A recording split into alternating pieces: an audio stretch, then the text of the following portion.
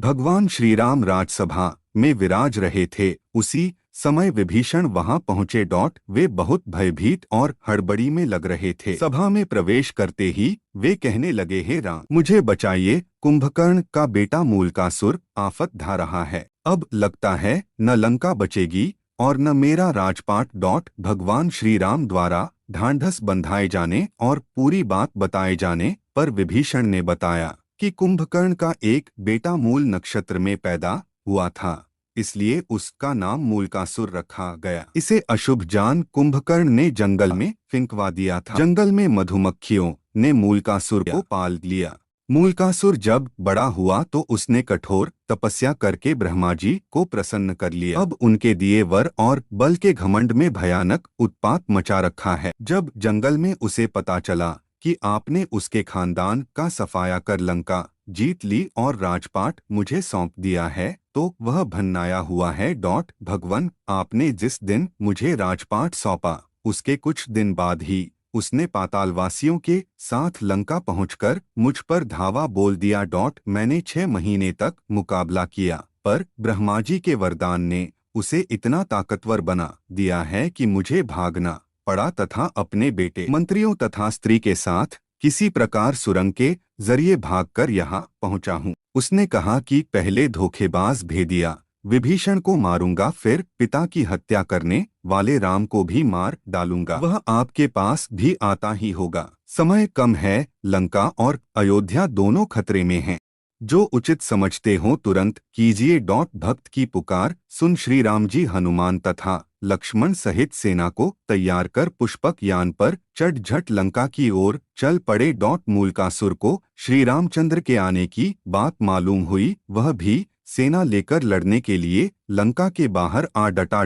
भयानक युद्ध छिड़ गया। 7 दिनों तक घोर युद्ध होता रहा। मूलकासुर भगवान श्री राम की सेना पर अकेले ही भारी पड़ रहा था। अयोध्या से सुमंत्र आदि सभी मंत्री भी आ पहुंचे। हनुमान जी संजीवनी लाकर वानरों, भालुओं तथा मानुषी सेना को जिलाते जा रहे थे। पर सब कुछ होते हुए भी युद्ध का नतीजा उनके पक्ष में जाता नहीं दिख रहा था। भगवान भी चिंता में थे। विभीषण ने बताया कि इस समय मूलकासुर तंत्र साधना करने गुप्त गुफा में गया। उसी समय ब्रह्मा जी वहां आए और भगवान से कहने लगे, रघुनंदन, इसे तो मैंने स्त्री के हाथों मरने का वरदान दिया है, आपका प्रयास बेकार ही जाएगा। श्री राम, इससे संबंधित एक बात और है, उसे भी जान लेना फायदेमंद हो सकता है। जब इसके भाई बिरादर लंका युद्ध में मारे जा चुके तो एक दिन इसने मुनियों के बीच दुखी होकर कहा, चंडी सीता के कारण मेरा समूचा कुल नष्ट हुआ। इस पर एक मुनि ने नाराज होकर उसे शाप दे दिया, दुष्ट, तूने जिसे चंडी कहा है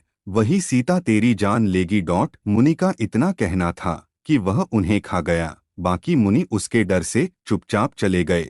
तो हे राम, अब कोई दूसरा उपाय नहीं है। अब तो केवल माँ सीता ही इसका वध कर सकती हैं। आप उन्हें यहाँ बुलाकर इसका वध करवाइए। इतना कहकर ब्रह्मा जी चले गए। भगवान श्री राम ने हनुमान जी और गरुड़ को तुरंत पुष्पक विमान से सीता जी को लाने भेजा। इधर माँ सीता देवी देवताओं की मनौती मनाती, तुलसी, शिव प्रतिमा, पीपल आदि के फेरे लगाती, ब्राह्मणों से पाठ रुद्रीय का जप कराती, दुर्गा जी की पूजा करती कि विजय श्री राम शीघ्र लौटे। तभी गरुड़ और हनुमान जी उनके पास पहुँचे। पति के संदेश को सुनकर सीता जी तुरंत चल दी। भगवान श्री राम ने उन्हें मूलकासुर के बारे में सारा कुछ बताया। फिर तो भगवती सीता को गुस्सा आ गया। उनके शरीर से एक दूसरी तामसी शक्ति निकल पड़ी। उसका स्वर बड़ा भयानक था। यह छाया सीता चंडी के वेश में लंका की ओर बढ़ चली।